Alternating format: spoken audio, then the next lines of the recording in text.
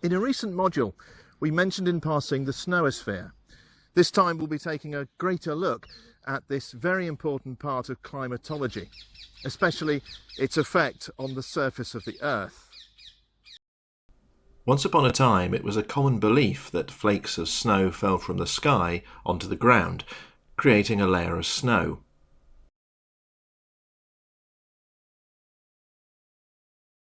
In 1854, Edwin Judd and Frederick Morris caused a sensation when they dared to suggest that these snowflakes remain stationary while the Earth moves up to meet it.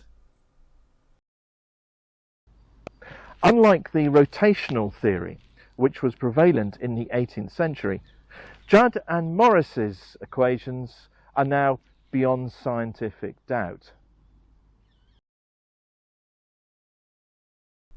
Of course, this equation is missing a very important value, which in this instance is represented by the letter H.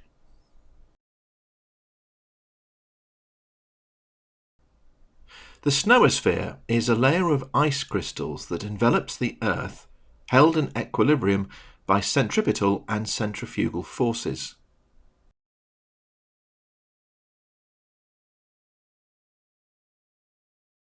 Approximately 20 miles in height, the Snowosphere sits above the troposphere and the stratosphere.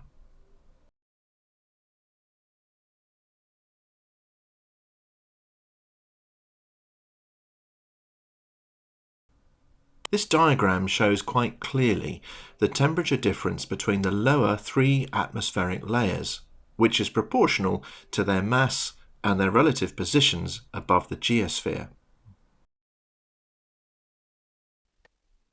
Here I am back in the warmth of the studio. The extension to Judd and Morris's equations made by Cynthia Goodman at Carlisle University recognised that the fundamental equations shouldn't be regarded as holding for all real values of the variables x, y and t. The exceptional domains, or singular points, are instrumental in the production of waves or disturbances within the Snowosphere. Take a look at this equation.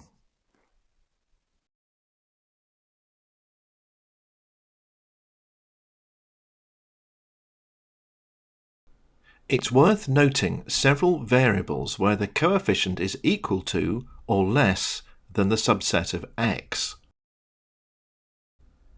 Here,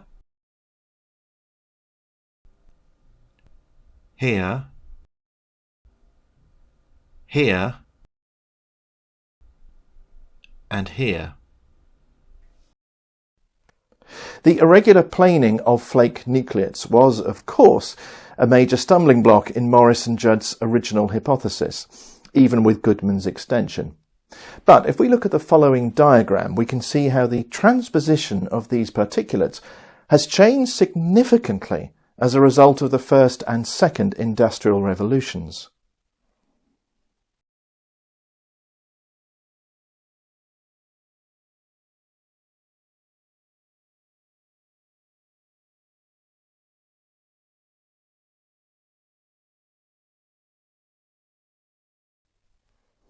So what exactly is going on here? What is stage 5?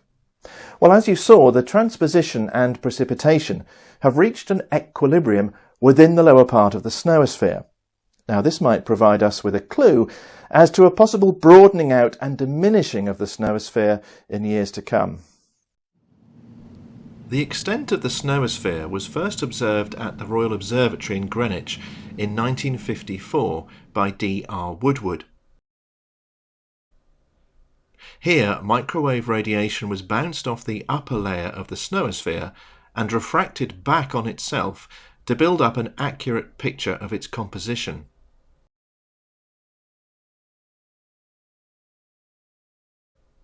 Later studies by Hardwick and Mayer highlighted the degree to which the Earth rises exponentially to meet the Snowosphere at latitudes above 45 degrees. This is called the zone of maximum precipitation.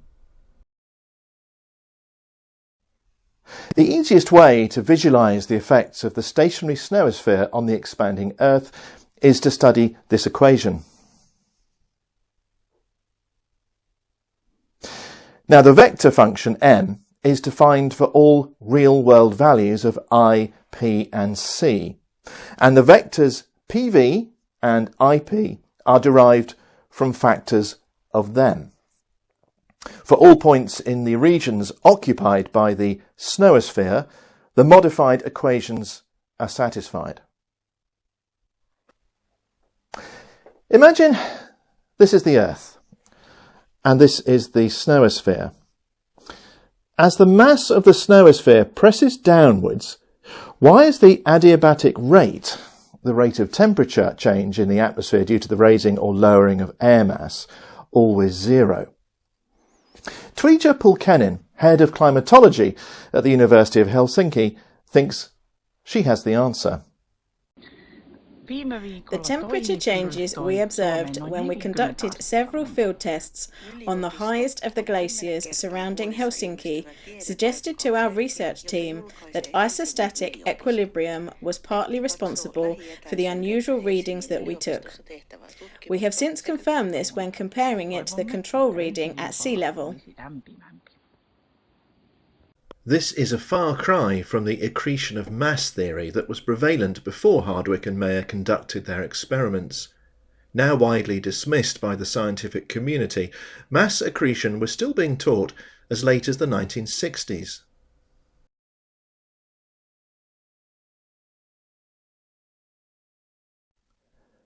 Have a look at what happens when we introduce a weak solution of carbonic acid to a sample of permafrost taken from Baffin Island in Canada.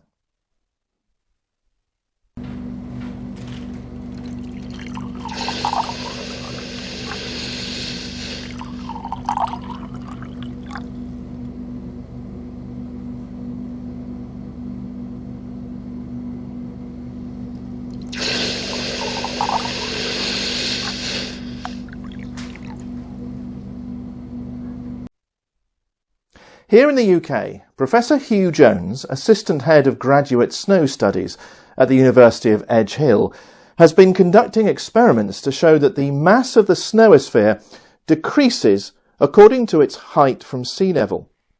Here he weighs snow first at ground level and then at roof level to see the difference.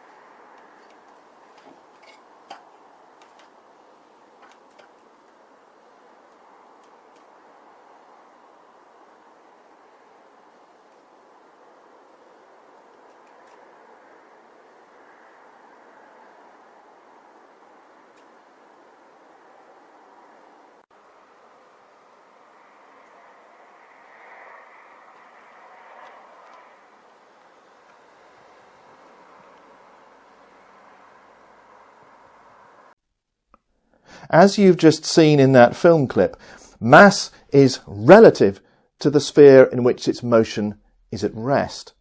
As the snow sample ascends, it decreases exponentially in mass and thus weight because of gravitational forces, until at infinitely negative mass it can decrease no further.